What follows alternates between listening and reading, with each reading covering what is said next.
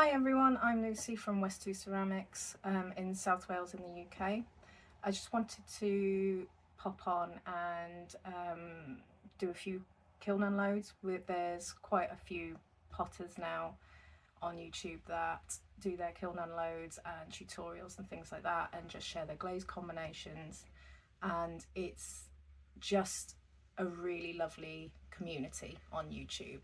And I've had a lot of inspiration from a lot of very talented potters, and I've thought about doing this for quite a long time, but I was always very nervous of it. And then I was watching a video by Janette Stevens at Far Forest Ceramics the other day, and she said about how nervous she was when she did her first videos. So I thought, let's just give it a go. Very much like Janette, wear my heart on my sleeve. So it's just something I've put off for a long time.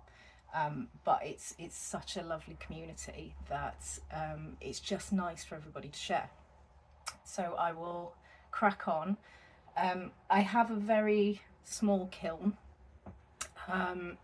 So it is a 45 litre Nabotherm, and it is, I would love a bigger kiln, but unfortunately I have really weird wiring in my house. My kiln is down in my house and we don't actually know whether we could take a bigger one at the moment. So for the moment I am stuck with doing very small but very regular loads.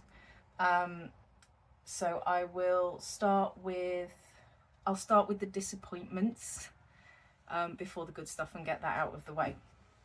So I was doing some testing of new glaze combinations, and I'd had an issue in my last load with a tumbler that completely just shattered when it came out, just split into 3 clean pieces when it came out of the kiln.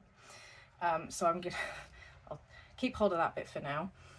So this was, I was testing the new Mako Speckled Black Ongo, which I thought had white specks in it. I don't know about you, but I can't see. I can see the specks, but they don't look white to me. This is Spectrum Floating Autumn Purple on top of Black Ongo. I absolutely love that. I love Spectrum glazes. I love the variation that you get in them. I love the fact that they're just very concentrated. So where it's darker here, this is more like 1 coat, and this is more like 2 coats up here. So they just go a lot further for me. And then this is ancient copper. My kiln hasn't fired hot enough for this this time, but as you can probably see, we've got massive cracks in this one. Absolutely massive cracks. Now this has got the same liner glaze as the tumbler that had just split on me, which is the Clayscapes Crystal Clear Dipping format. So I think the liner glaze is the problem. I think it's contracting at a different rate to the clay body that I'm using. So these are slip cast in ES10. So I think there's a bad fit between the clay body and the Clayscapes glaze. So I will be swapping over to Mako's Zinc Free Clear and seeing whether that resolves that issue. But I do really like this purple on the black. My ancient copper doesn't normally come out this, and this is 4 coats of ancient copper. It doesn't normally come out this matte, and there's no crystallization at all. There's a tiny bit if you look really closely, but I don't know if you guys will be able to see it. It's really hard on YouTube to kind of show you guys exactly what a real a real test of what it looks like, if you like. So we also did, or I also did some testing with I make these little herb bowls. These are about 250 grams of Scava ES5. They're just really simple. They're like mini mixing bowls with a pouring spout, and they have the herb stripper holes in them. So this is the Mako terracotta engobe on the outside, and then no engobe on the inside, and this is just autumn purple on its own, and then ancient jasper on the rim. And honestly, there's technically nothing wrong with it, but I just, for me, no, it's just not, that is not a glaze combo I would repeat. So there's that one. And then this was kind of the same situation. So terracotta engobe on the outside, and then inside was 2 coats of ancient jasper and 2 coats of ancient copper. And this was a combo that I'd seen on Pinterest and really liked. But in my kiln, it's just no good. It looks like that's swamp coloured to me. So definitely not a repeat. And I'm not sure how I feel about the terracotta engobe either. It just, I don't know, it just looks a bit too perfect to me. So I don't know. I can see why you would use this, but it just looks that little bit too perfect for my taste. It's not like a clay body.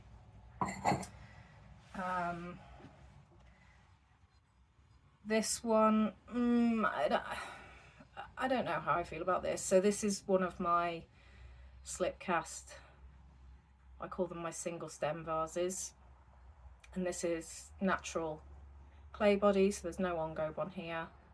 This is the ES10, and this is 2 coats of sandstone and 2 coats of Aurora Green by Mako, and then just the liner glaze, the clear liner glaze.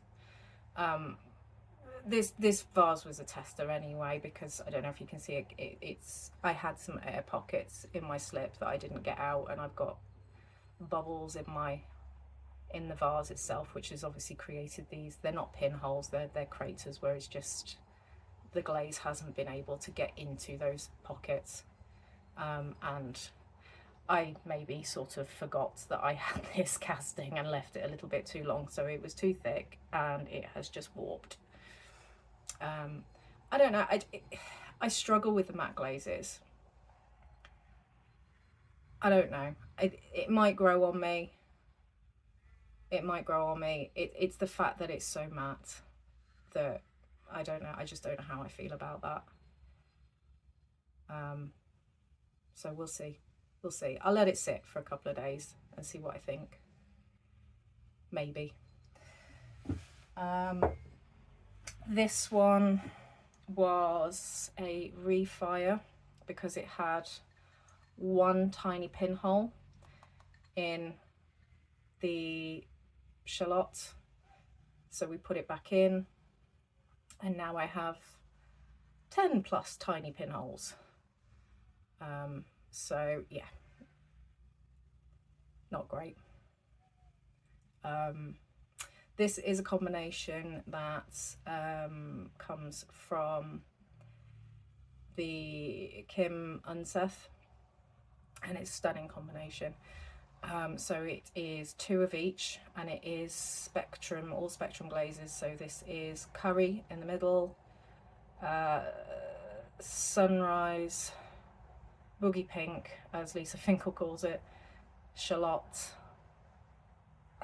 aqua, soft aqua, and then cactus. And then on the outside is Mako's sand and sea, just straight 3 coats of.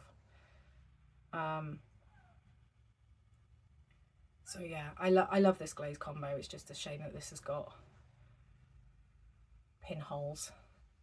And I don't tend to refire things much more than maybe twice at a push.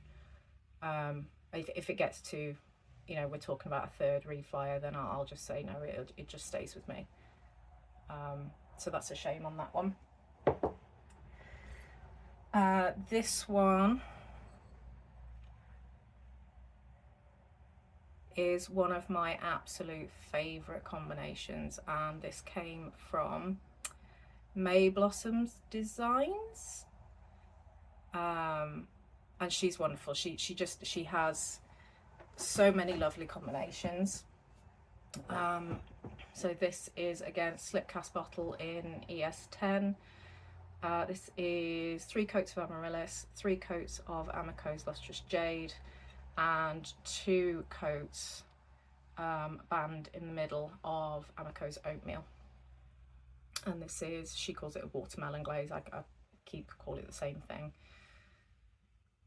but it is my favourite glaze combination. It is just beautiful, and you might think there's nothing wrong with this. However, it doesn't fit. So I managed to smash my last oil bottle when I was cooking the other week. So this one will be staying with me, which I'm not gutted about, but it just means that when I use it, I'm going to have to keep hold of it. And it's just been a case of when I've trimmed it, I've just trimmed it a little bit too much, and now it's a little bit too wide for the fitting. Usually these bottles come out absolutely perfect fitting. I am absolutely rubbish at measuring stuff, terrible at measuring things, but these fit 90% of the time. So there's that one. So I've got a new oil bottle for my kitchen.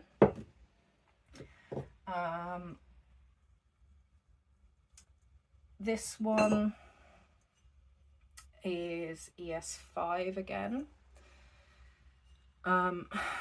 So this is raw clay, ES5, natural colour, and then on the inside, I don't know if my lighting is rubbishing here at the minute, you're just going to have to bear with me because while I get all this set up properly. So this is 2 coats of rose quartz inside and out, and then over the whole thing, and then again over the whole thing 2 coats of Mako's sand and sea. Again, it's got that matte thing going on. There's nothing wrong with it, it's just I don't love the matte, but it's nice vase. It's not,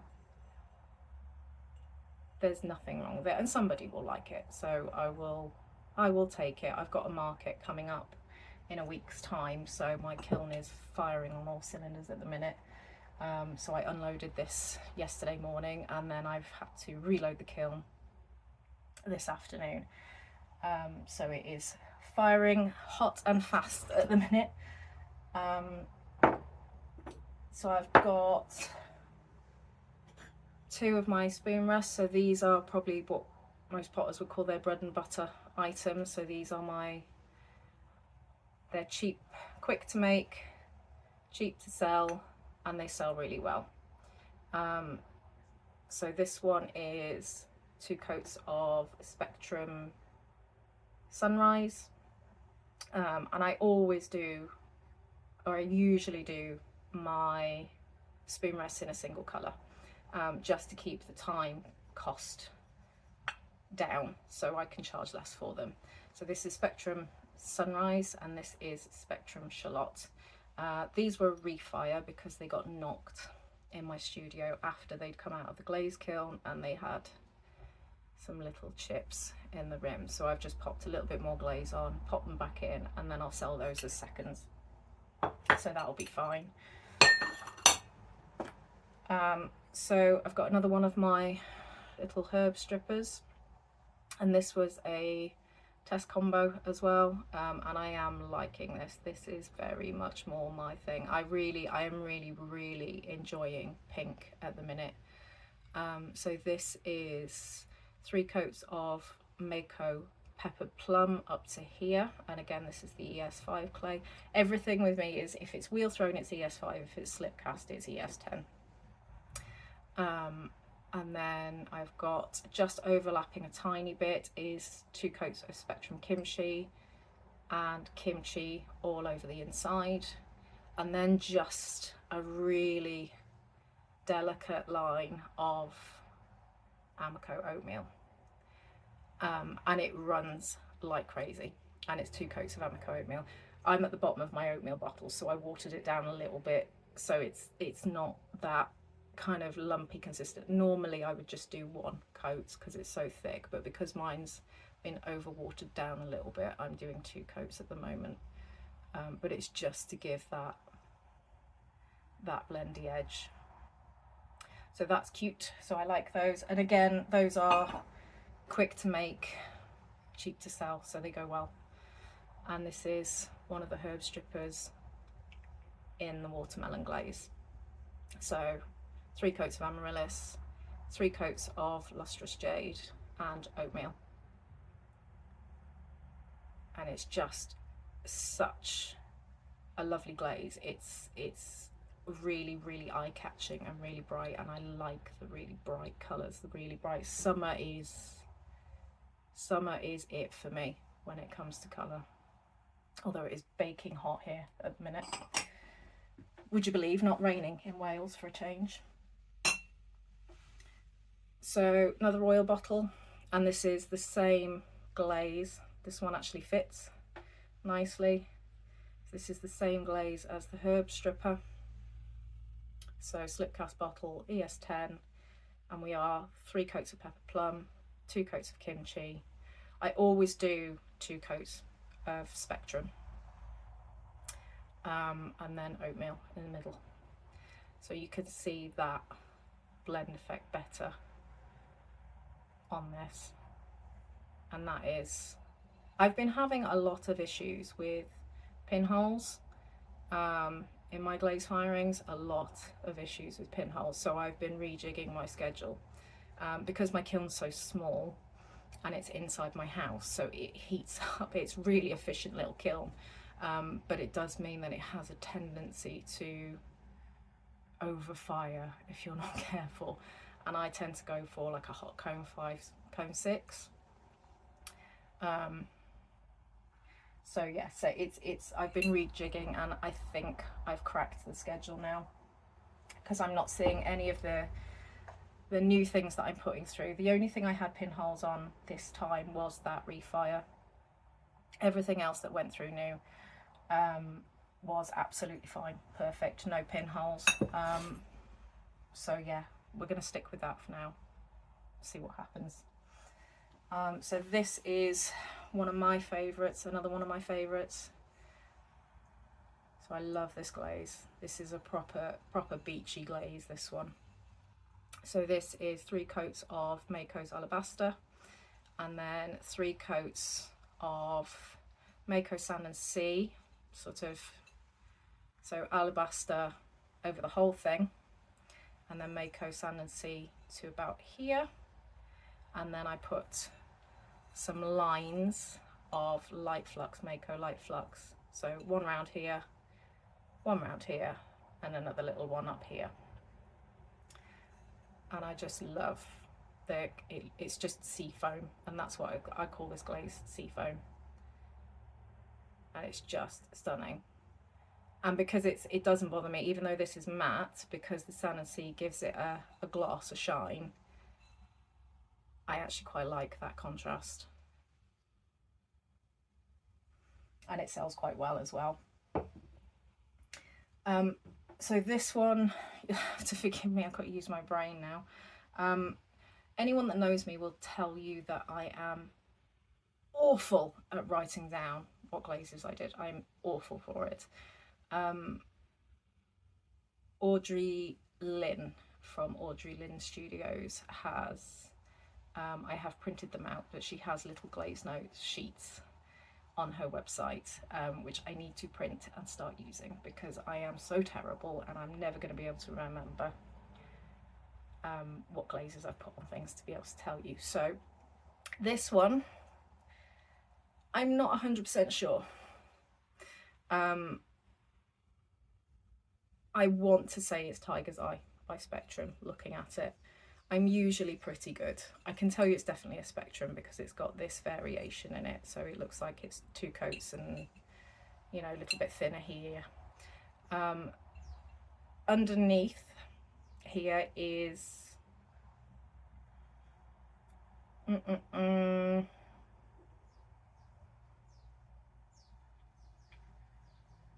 I want to say it's North Blue, Mako North Blue.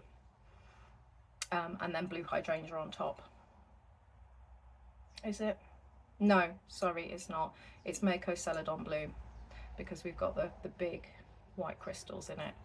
So this is 3 coats of Mako Celadon Bloom down to here, and then blue hydrangea on top.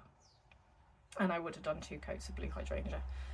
So I quite like that. I don't know if I'm, because again, this is meant to be quite beachy. I don't know if I'm loving. I really like this, just not sure about this as a combo together. But I do like the way that it's running. But again, there's nothing wrong with it. It fits well. Somebody will like that. And there's no pinholes, it's perfect. So, and all these bottles have the clayscapes clear dipping inside. So it's not every single piece that's having issues. So we'll see, but I'd rather not risk it if I'm honest. So I will, it's just knocked my confidence with clayscapes, dipping glazes a little bit. So I'm going to swap to something I'm a bit more used to, like the Mako. So that's pretty, if you take that off. So it'd be quite pretty just in that, wouldn't it? The whole bottle. There we go.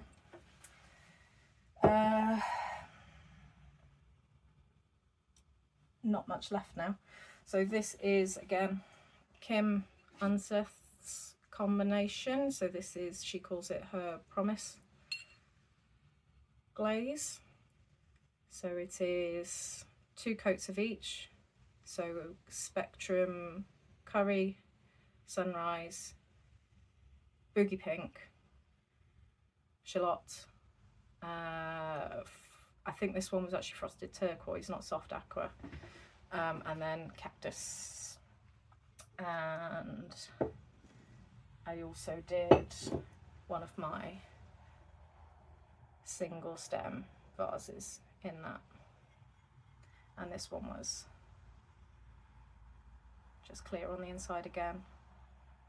And I didn't forget to take this one out of the mould this time. So it's the right thickness, the correct thickness,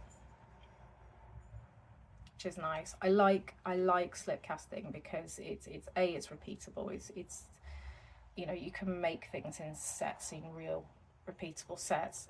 You can when you're throwing, but but these are very, very uniform.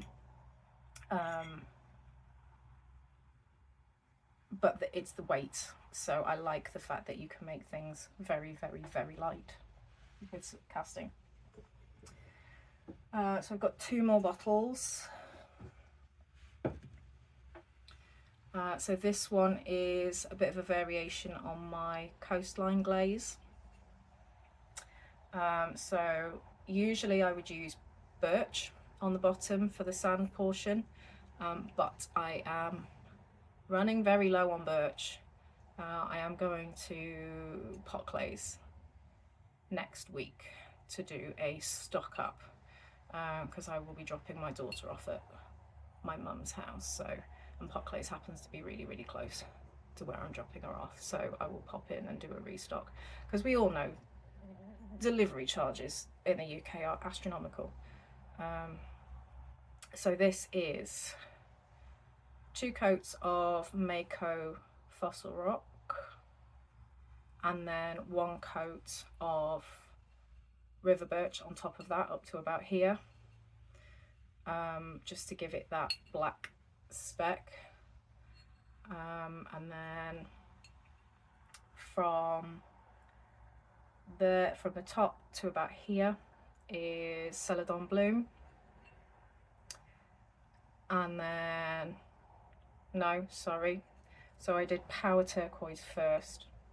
So normally under Celadon Bloom on my coastline glaze I would just do the whole thing down to here in Norse Blue, and then I'd put the Celadon Bloom on top. But this time I decided to try Laguna Power Turquoise, the brush on formula, to here, and then covered the whole thing in Celadon Blue. So it would have been 3 coats of, and then I put 4 coats in stripes of Amoco Snow on top of that. And it doesn't usually run this much. It's okay. It's not. It's again, no pinholes. It's great. It's in good nick, but I just don't like it as much as my usual coastline combination. I quite like it from that side though. That's okay. But yeah, so I think the Power Turquoise is just overpowered a little bit. But it does, doesn't it? It's Power Turquoise is a really strong glaze, and it's very, very stable.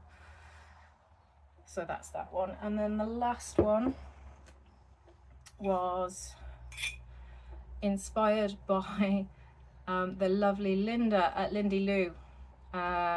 She does some really beautiful rustic hand painted fruits, strawberries, cherries, that kind of thing. And this was because of her, because I was watching. I don't do a lot of that kind of individual hand painting, but I decided to give it a go on one of these. So again, slip cast oil bottle, and this is Mako Stroke and Coats, and I love this. This took me an age and a day to finish, but I love it. I absolutely love it, and I'm going to be really, really hard pressed to sell this one. And it took me so long to glaze that it's going to be one of those pieces. We all have them where we've spent so long on them, we will never recoup the money in terms of time that it cost us.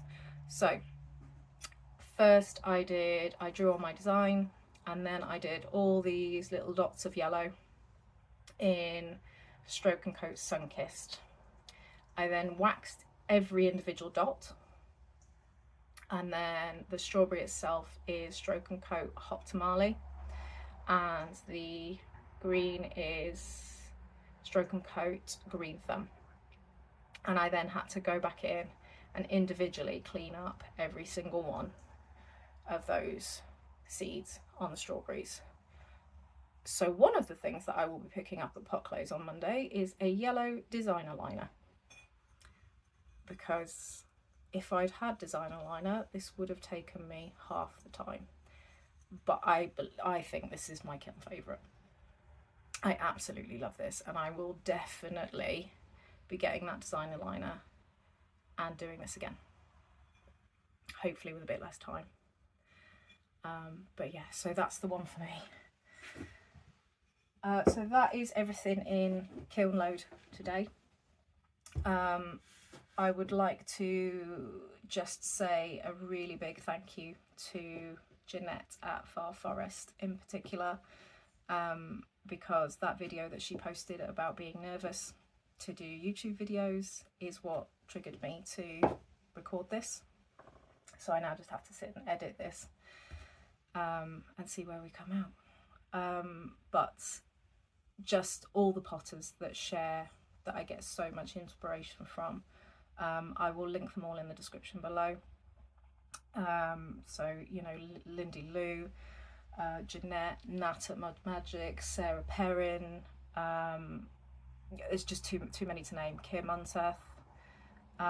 So I will link them all below, because they all have so many kiln openings to watch, and if you're anything like me, you sit and binge watch them in the evenings.